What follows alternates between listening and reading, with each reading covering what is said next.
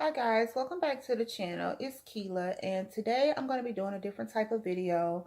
One that I haven't done on my channel, one that I haven't really thought about doing until recently. But I'm going to be talking about the struggles of co-parenting. I'm speaking from my experience, and when I say co-parenting, this can go either way. It can go from, as far as being a single dad raising their children. It can go as far as, from being a single mother raising their children, from the children being um, with the grandparents and neither parent raising the kid. It can be just whomever, from the standpoint of whomever is taking care of this child on a daily basis. Now, when I say the daily or just the struggles of co-parenting, I mean just that.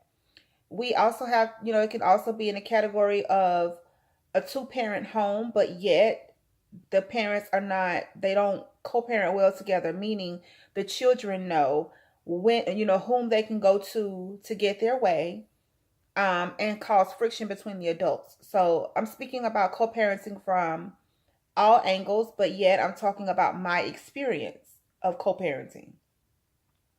With that being said, we're going to go ahead and get right into the video. My experience with co-parenting, there really isn't a co-parenting where with him, mainly because he doesn't co-parent well. It's not something that I haven't already spoken with him about. It's not something we haven't already debated over, safe word, debated over numerous times before. He is very inconsistent, has been very inconsistent when it comes to co-parenting Josiah. A lot of people think that when you're co-parenting, or if you're sending, child support or whatever support that you're sending, that's all that you have to do. That's not the case. The kid needs more than just a few dollars being sent to them every now and then. Because it's a lot more. It's a lot more than that going to the daily routine and caretaking of a child. For my son's dad has equal opportunity to get Josiah. He's supposed to have Josiah one day a week and every other weekend, alternating holidays, and at least 2 weeks out of the summer. At least, not maximum, minimum of 2 weeks out the summer. That has not been the case. It has not been the case since our divorce was finalized, or even before the divorce was finalized. He has not taken the opportunity to have his son consistently. My son's father feels like, it has stated, I don't feel like being bothered, so I'll just call him whenever I feel like it. As if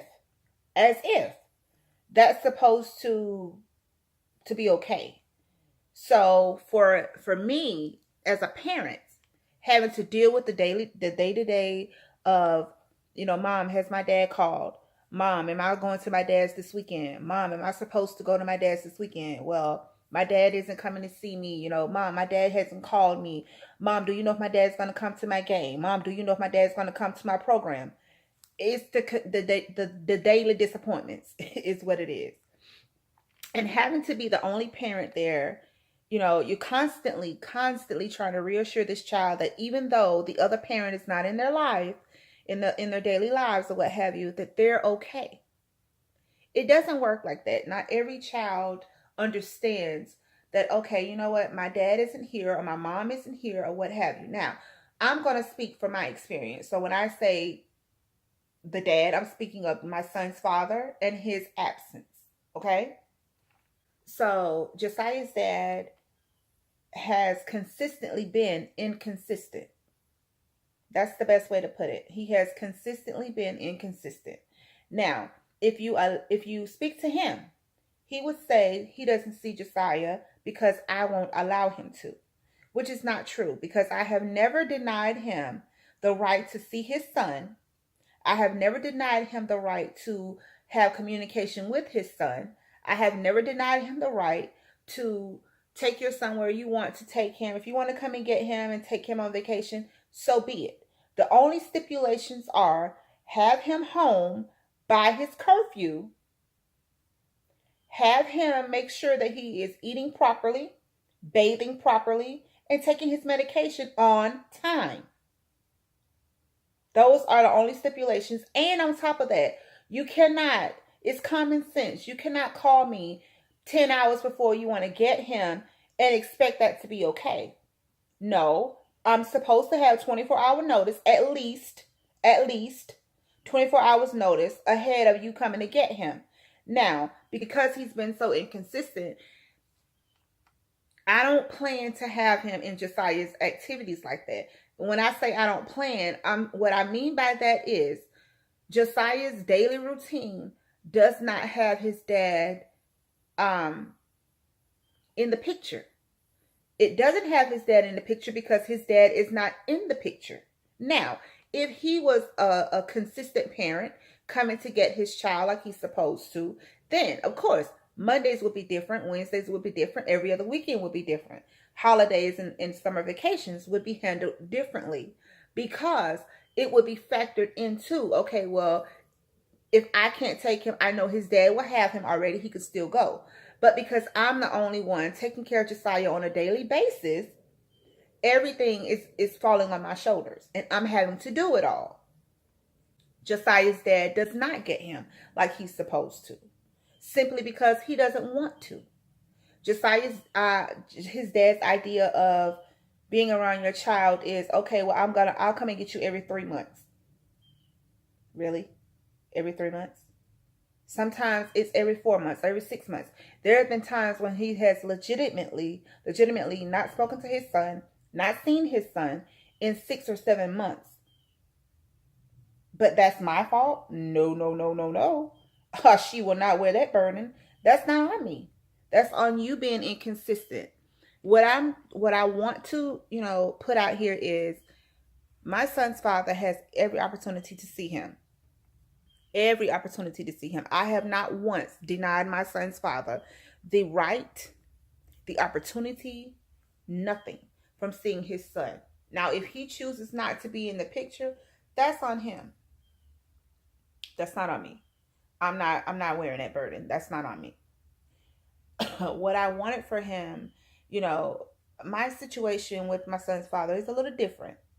When you are talking about like domestic violence and things like that, I have story times for days that we can go down the line of things that have happened within that marriage and why it dissolved and why it ended the way it did.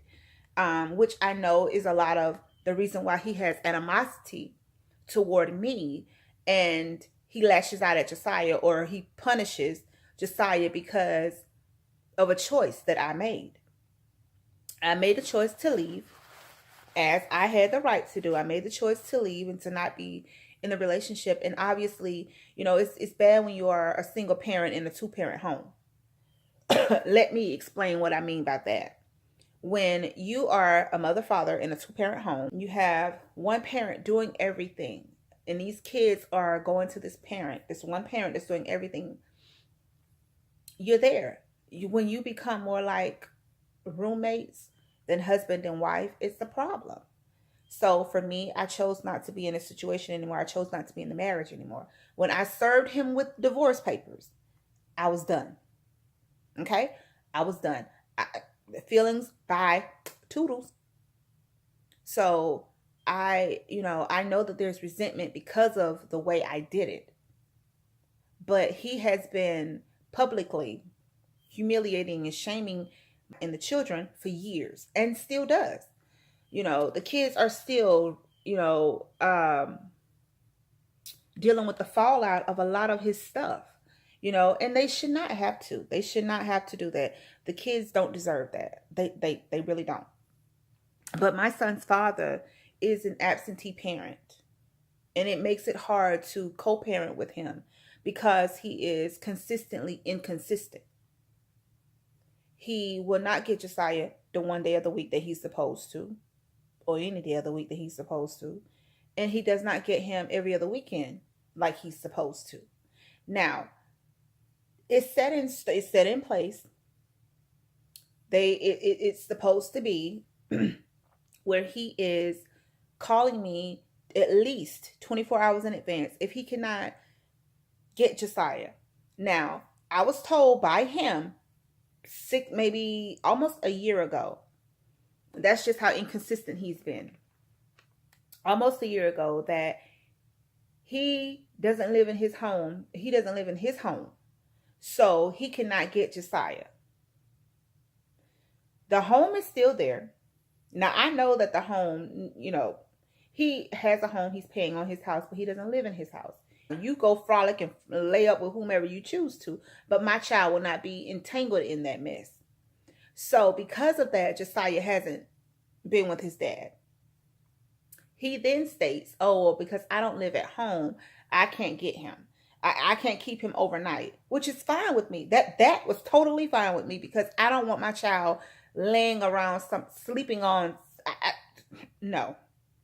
He has his own home, his own bed, and his own bedroom that he can enjoy and sleep in. He doesn't need to be somewhere laying on somebody's couch and he doesn't even know the people.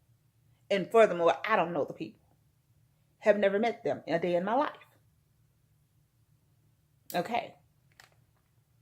So he doesn't get his son because he chooses not to get him. It has nothing to do with me. Now, Josiah has epilepsy, he has asthma, he has and he has autism.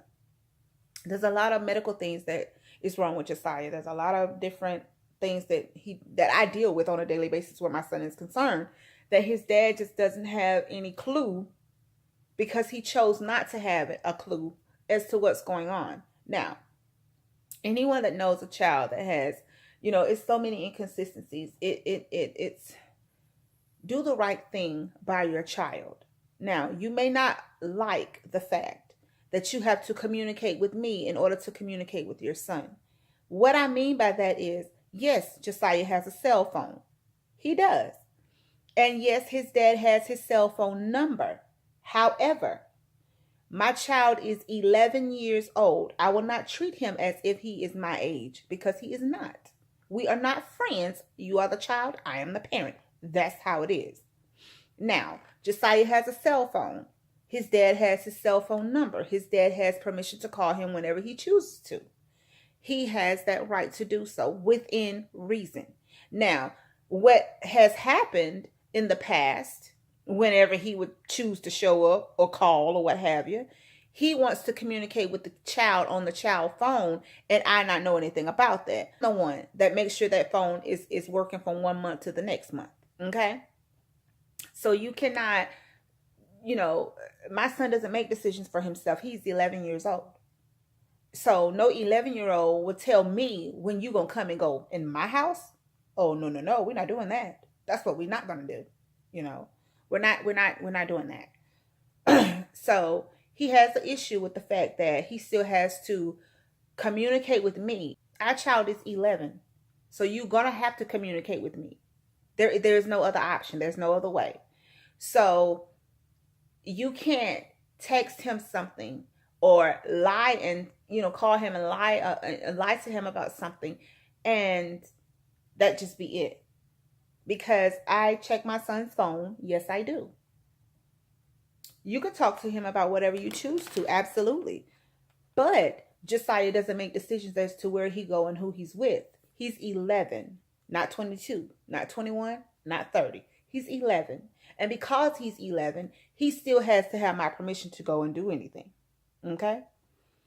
So Josiah's dad has a problem with that because he still has to communicate with me. He then uses that as an excuse to not be consistent in his child's life.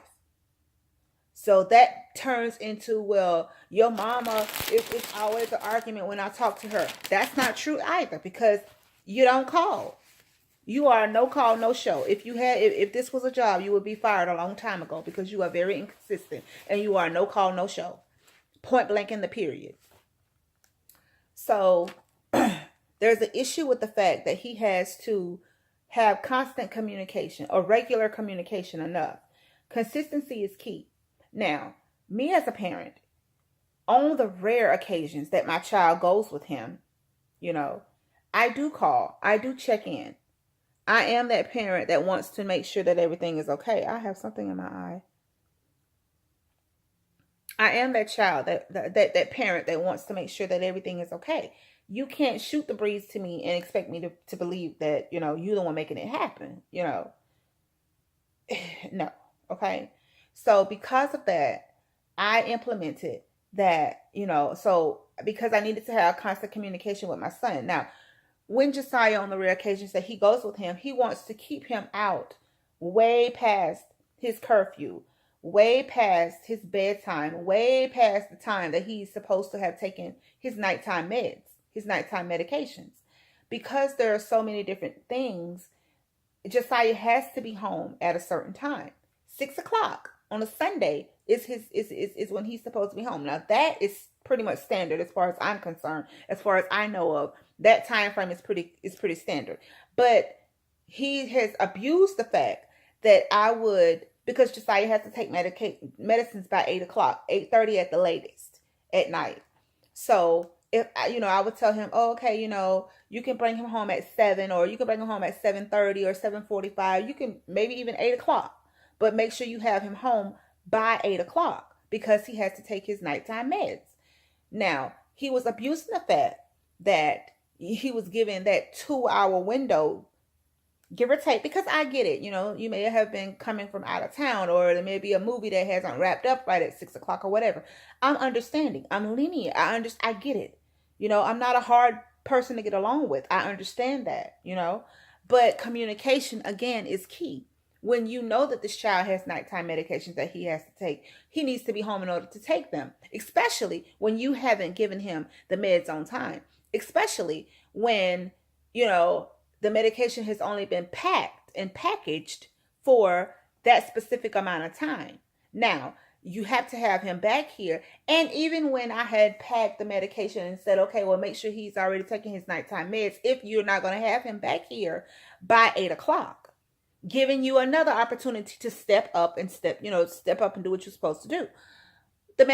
Josiah come home, the medication is still in the bag, which lets me know he hasn't taken his meds, which leads to another problem of someone that has epilepsy. You cannot slack off on your medication. That consistency is key.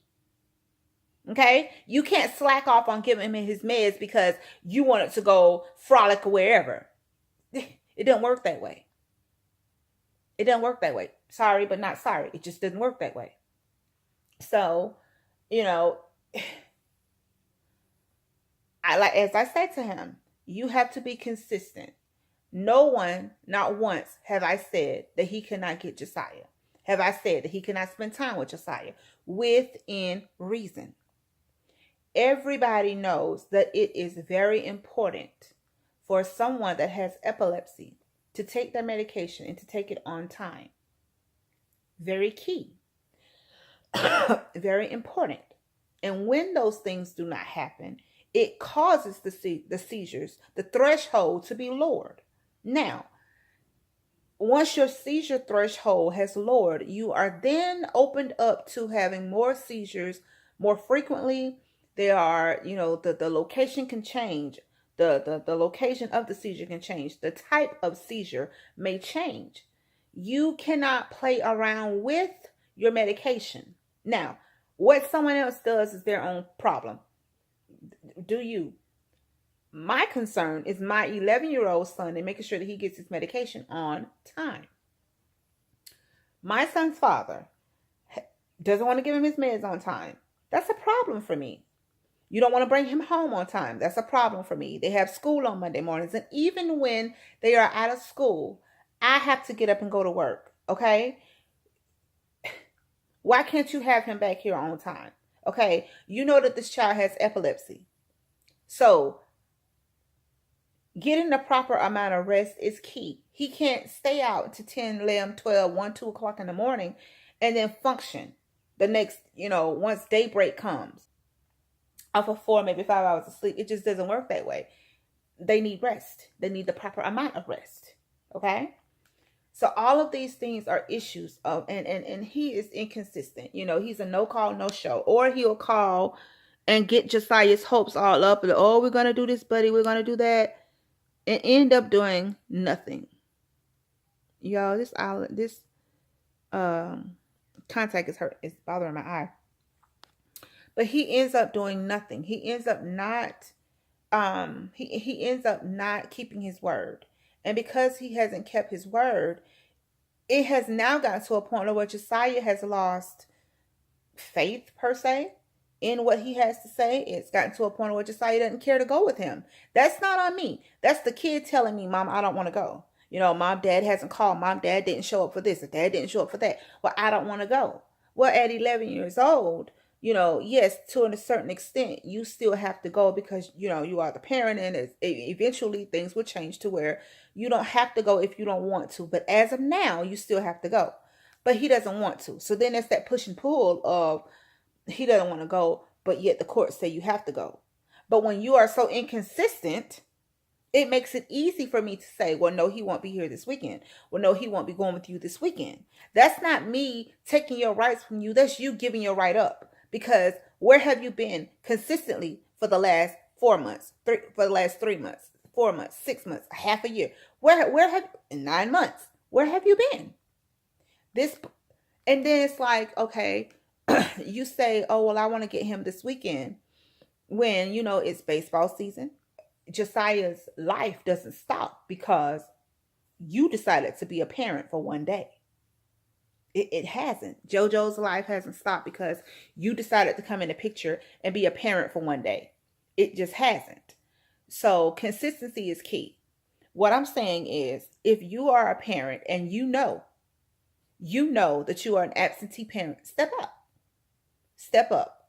Nobody is saying that you have to, that it's gonna be an everyday thing. No, we know things come up. We know that, sometimes you may not be able to get them on the day that that you're scheduled to get him.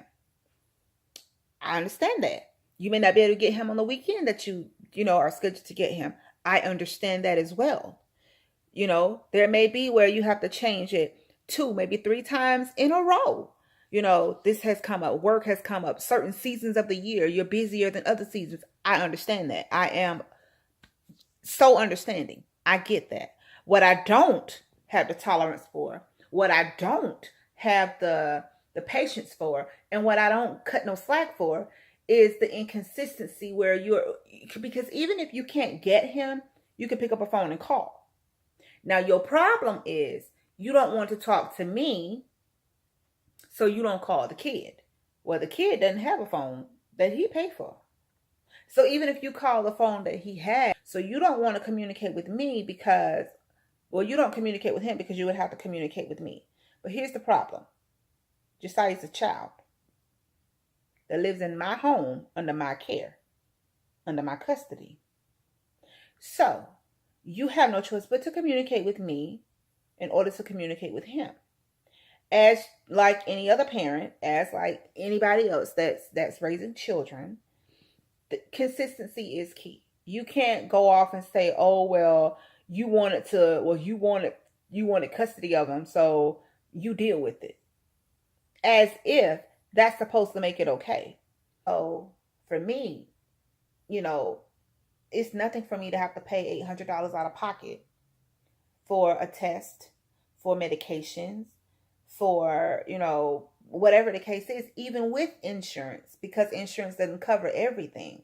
I don't know somebody else's situation. I don't know what their insurance covers. The insurance that my child has is not covered. That doesn't cover everything. So then you're left with trying to pay for this out of pocket. Anybody that has a child that has asthma knows that there's a chance that you will have an EpiPen. With that EpiPen, the EpiPens are kind of expensive. So you got to factor that in. Then you have this child that has epilepsy. So you got to factor that in as well. The medications, the testing, that's not cheap. All of it costs. All of it is expensive. So a lot of what you deal with is hard. It's hard being a parent, trying to raise a child with someone that doesn't care, with someone that has shown that they don't care. When you are co-parenting, you have to be just that, a parent. You have to, and it is give and take. It's give and take. Sometimes you have to give up a day that you may have wanted the child. So, because it falls in the guideline of that child going with the other parent. Been there, done that, can't tell you how many times. I'm big on the holidays. I want my child home every holiday, but I also know that the way that it's set up, to be honest with you, the way that it's set up is that afternoon, Josiah is home, and then he goes that afternoon, and then he spends that afternoon through, the remainder of that week or that next 2 weeks with his dad.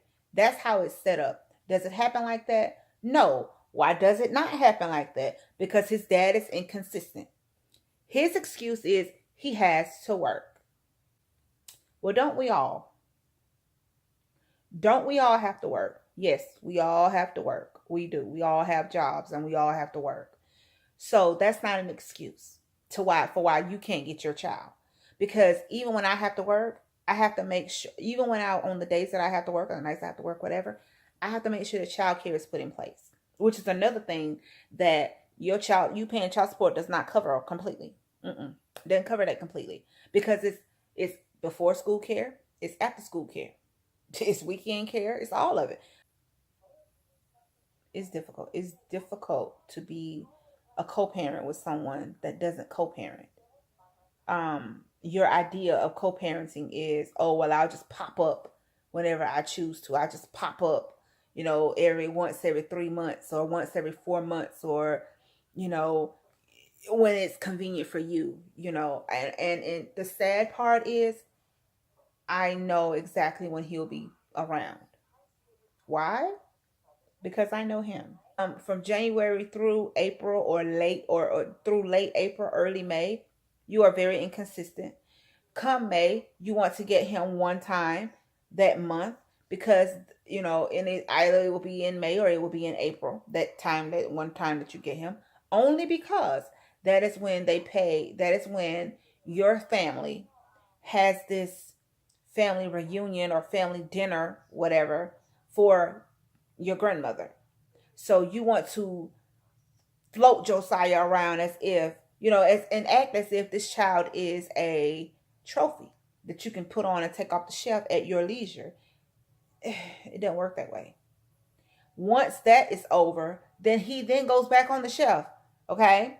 Come Father's Day, you fake like you want to get him. No.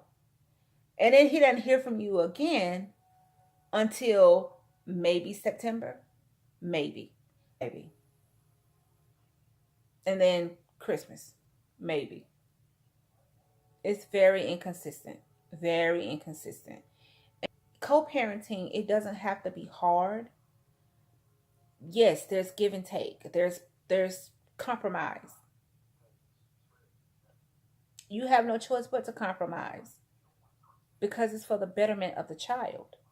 But when you choose not to do that, you leave no choice but for the parent that's there on a daily basis to continue to keep you at bay, keep that door closed, because you're not showing up. You're not doing what you're supposed to do.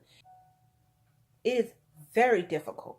It is very difficult when you're trying to co-parent with someone and they want to be, and it's like you have this child around all these different people. Children need consistency, but they also don't need to be shown the wrong thing. The wrong thing. This child can count on hand how many people you've introduced him to as, oh, this is your new this one, or no. Really? And yet you are so disrespectful because, believe it or not, you do need to introduce this person to the parent, to the other parent. You may not want to, but you need to, because the other parent needs to feel comfortable with their kid being around you. But you guys, thank you so much for watching. Don't forget to comment, like, share, subscribe. See you in our next video. Bye, guys.